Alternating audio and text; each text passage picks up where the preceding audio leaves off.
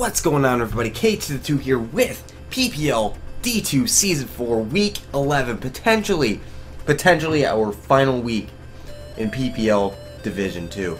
Now, the only reason I say that is because if I win on the championship, well, actually, I do have guaranteed promotion already. We can get that off the table. Guaranteed promotion. It's all up to whether or not I win the championship now. I'm one game ahead of both Eric and Ellie. Eric realistically cannot catch me.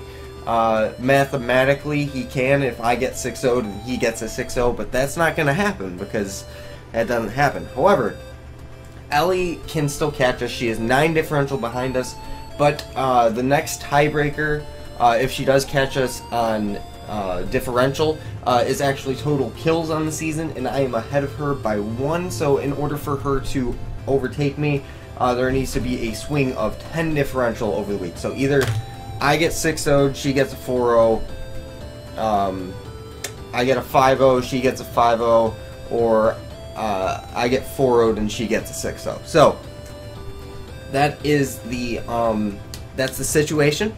So the results that I will be okay with this week will be losing 3-0 or less, or, you know, just winning the final week. That would be great.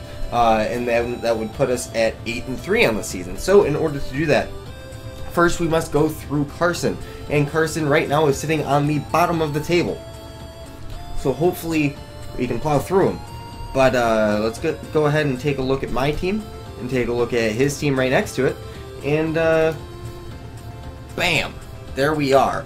So I know for a fact that Carson has told me that he is bringing memes this week. However, I'm going to prep as if it is a normal game because I need to still win this game. Because I do not want to give Ellie a chance at the title. That's basically all I want to keep this season. Is I am in first. I want to stay there for the final week. So what are we looking at? We're looking at a team, and Mega Charizard X is a bitch. I hate it. I hate going up against it, rather. I love the thing to death, as you could tell from TBU last season. But this is a threat. And outside of that, though, the team that he constructed this season doesn't have the greatest of synergy. He has a lot of good mons. But like, I don't know. There's just something that tends to be lacking about his team, I feel like, and I don't know. That's all I really got to say about it. It's just I feel like my offense would be able to run through his offense as long as I play it correctly, and my defense will be able to handle his offense other than Megazard X. Possibly even Gardevoir as well. However, I can potentially play around the Gardevoir a little bit. So let's just go ahead and hop right into the team that we are bringing. Not really much else to say about his team. First off, we're starting with our thing to lure in and kill Mega Charizard X. So, Hydreigon here. I am running enough speed for a max speed Milotic. Yeah, that's about Milotic and Gardevoir. We'll mention Gardevoir first because that's more likely to be max speed timid than Milotic is. That's good. So we are running this much speed with Leftover and Bulk, Dark Pulse, Dragon Pulse, Taunt, and Roost. Now this set pretty much runs through his team. All it needs to do is it kills one thing, and he gets off massive damage on this Hydreigon, or not so massive damage, just some sort of damage against the Hydreigon, and then he has to come in with something faster than it in order to take it out. That's pretty much all he can do against the Hydreigon. Now, things that are faster than it. There's a Sneasel, and there's a Jolteon. Outside of that, I outspeed everything with the Hydreigon. Of course, Mega Charizard X as well. However, I want to lure in the Zardex because without a Dragon Dance, I take probably 60 to 70 max from Dragon Claw, but after a DD, I can guaranteed live a Dragon Claw after Stealth Rock through my Habamberry. So if I'm at full, come in on rocks, I can live any sort of Dragon Claw, and I will be okay. Dragon Pulse will be able to OHKO it right back, so that's something good to look out for. Taunt is there, it beats the Milotic, that way it can't recover up on me, it can't rest if he decides to do that. Jolteon, even though it does have some good speed on it, it doesn't really do too much to me. I can potentially roost up on it unless he has Signal Beam. Hidden Power isn't doing a whole lot to me, and I can roost that off, and if he's Life Orb, then it'll do a lot of damage, yes, but it also will end up just killing itself pretty much.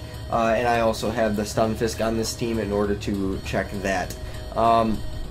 Decidueye, the only thing that really gets to hurt Hydreigon is U-turn, which is fine because I can either roost it off or I can Dark Pulse it to kill it, so it's not getting off a lot of damage beforehand. Garbodor isn't a threat to this. Gardevoir forces it out if I don't have enough chip damage on the Gardevoir beforehand. Sneasel, of course, will force me out, but I have Toxapex for it. So, Hydreigon, as you see, not only is it good against his team, everything that he has for Hydreigon, I have switch-ins and answers for. So, that's pretty much how I built the team. Next up, we have a Keldeo. Just a straight up leftovers Calm Mind Keldeo. I thought that was the best set against him. Toxic, of course, is there for the Decidueye in case that is his answer, in which case that is his only answer, really, to Keldeo, unless he brings, like, Scarf Gardevoir or Z Aerial Ace Sneasel, Scarf Braviary, things like that. So, things that, again, I have switch-ins to on my team. So, Keldeo and Hydreigon are probably the biggest threats to his team. Aerodactyl as well, we'll get to that in a second. I mean, there's not much else to say. It's the Keldeo, it does what it does, and it's the leading killer on my team up to this point of the season for a reason. Hashtag bars. So that's going to be Keldeo. Next up we have Stunfisk. We have brought Stunfisk the last 3 weeks, and it's done amazingly, and I don't expect anything less this week from Stunfisk. Couple iterations on this set. I originally was physically defensive, and I was like, you know what, let's change that to specially defensive. I'll be able to deal with the Gardevoir a little bit better, in case it wants to do things to my Toxapex. It'll definitely help with the Jolteon if it has a Hidden Power Ice, turning it from a 3-hit KO to a 4-hit KO after leftovers. Rocks, 100% the most important move on my team this week. Earth Power is good for the Zardex. It does a lot. I originally had Foul Play on this over Discharge, but Earth Power just does more to Zard, so it doesn't really matter. Toxic is great. Catches a Milotic if it wants to come in. Catches Decidueye, Jolteon Dugtrio, Gardevoir. Pretty much everything that I want to hit. And then Discharge here is just basically to get off of random para on something if I need it. Also, it's going to hit Braviary the hardest. It's going to hit Scizor, and also give me the chance to para that. It's going to hit Milotic harder than Earth Power. Outside of that, like, Stunfisk is here to do its job, get up rocks, and like as soon as it does that, and like if there's no Jolteon, then it's just there to get up rocks and maybe be used as a pivot to get around his team. So that's gonna be Stunfisk for the week. Next up we have the Aerodactyl, and this is a Hone Claws, sub Hone Claws Life Orb Aerodactyl. Now, normally I don't like to run sub and Life Orb together. I originally had Brachyium Z on this, but Victini is my Z mover this week, as you're going to see in a little bit. I felt like Victini 100% needed the Z move, so I wouldn't want to be tempted to click a Z move with Aerodactyl, even though Z Aerodactyl does get a kill every time it comes in. A +1 Stone Edge with accuracy? Yeah, that sounds pretty good against Carson's team as well. The only things he has for this, by the way, are Jolteon, to speed tie with it if he does decide to bring that, but I do have the stun disc for it again. The Sneasel can potentially have Ice Shard, and Scizor can have Bullet Punch. Outside of that, nothing wants to take this thing on. After a Hone Claws, Stone Edge destroys his team. The only rock resist that he has on his team, he has two of them, sorry. Dugtrio, not living a +1 life or Stone Edge. I don't know what else to say. It's just not. And then there's Stuffle, which, again, like, I have Fire Fang, which is pretty much super effective against Stuffle because of Fluffy, and I might not be able to kill, but I probably still will because it is a Stuffle.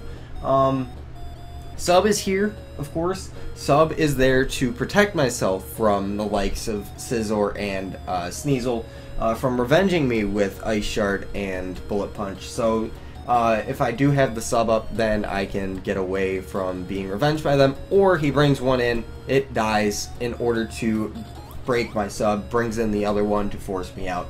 So that's pretty much what I'm looking at here. That's going to be Aerodactyl. I kind of was considering Roost on it, but then again, I was like, you know what? Don't really need it. Don't really want it. Just want to be here, do enough damage as possible, and get through his team.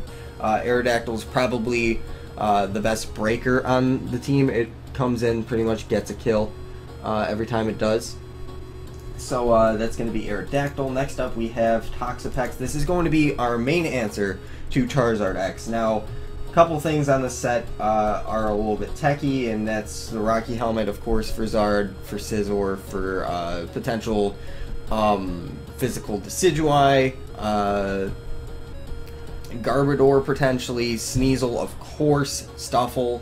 I'm 100% expecting Stuffle to come, by the way, guys, because it is the final week and Carson said he is bringing memes. So definitely expecting Stuffle. It won't be able to touch the Toxapex really. Haze Toxic will allow me to break through most of his team, especially the Zard X. I'll be able to beat the Zard. If I can get a Toxic on my Lodic, that would be great. Toxic on Decidueye, I can beat that 1v1 unless it gets Sword... Wait. Haze gets rid of Sword Stance. Garbodor, I don't really see it doing too much to me, and I can just click Liquidation over and over. Let's talk about Dugtrio for a second. Dugtrio is potentially a thing. And if it comes in to trap me, because I am physically defensive, unless he is banded, he cannot 2-hit KO me. If he is banded, it does like a lot of damage. So because of that, I have Liquidation over Scald. Scald will not be able to OHKO it. Liquidation does. If he is sashed, I can kill with Liquidation. Sorry, I can bring it down to its sash with Liquidation, and he won't be able to 2-hit KO me. But if he is banded, then I live whatever hit unless he gets a crit. And then Liquidation will 100% kill it, so then I can switch out, get my Regenerator back, and then we're back in business. Zard X is just a huge threat, and I need Toxapex here in order to deal with it. Potential set on this would have been Infestation Toxic over Liquidation, but I really needed something for Dugtrio. So that's going to be what we are rolling with on Toxapex. Just max Phys Def, and I am okay with that. And lastly, Victini is special set. Now I have this little star right next to Victini's name, next to the Z thing, and that means it has a potential to use all Z moves, so status Z moves as well, and that was the reason why I made this set is the reason why I made Victini the special Z mover, or the status Z mover, and I did not bring a status Z move on it all season. Let's throw it on it this week. Z Sunny Day. Now Z Sunny Day is going to give me +1 speed and also power up my Blue Flare. Solar Beam is here as well for my Lodic, also for Dugtrio, also for anything that's weakened and I don't want to miss a Blue Flare. Blue Flare is boosted by Victory Star, however, still a chance to miss, and that could be potentially dangerous if I do miss and I'm in the middle of a sweep and I don't actually kill anything. Psychic does just about half to Megazard, just around, oh, there goes my Sharpie. Does just around half to Megazard, no bulk, kills Garbodor, and that's, I didn't need anything else. So that's Psychic. It's there in case I don't want to miss or just to hit anything neutrally, pretty much. Yeah, Fire Z, sunny day. Gives me +1 speed. I outspeed his entire team unless he has Scarf, Jolteon, Scarf Trio, shit like that, and I will be okay. Outside of that, Victini just needs chip damage on Megazard, Milotic, and Gardevoir in order to sweep through his entire team. Other than that, he doesn't have anything that lives whatever Victini is going for. So that's 3 offensive things that he has very little for, and then Aerodactyl, which he has very little for, and then Stunfisk and Toxapex, which again he has very little for. So if I were expecting a real team, I would definitely be expecting the Doug Trio, but because it is memes, all I can consider right now is Mega Charizard X to be like Sunny Day, a special set, or Belly Drum. I can expect Stuffle. Outside of that, everything's up in the air. I have no idea what else. Potentially Baton Pass on Jolteon. That could be pretty scary, because I will not want to switch into Toxapex in order to, like, as it goes for Baton Pass. I will not want to do that because it is a Jolteon and it can still, like, do damage to Toxapex.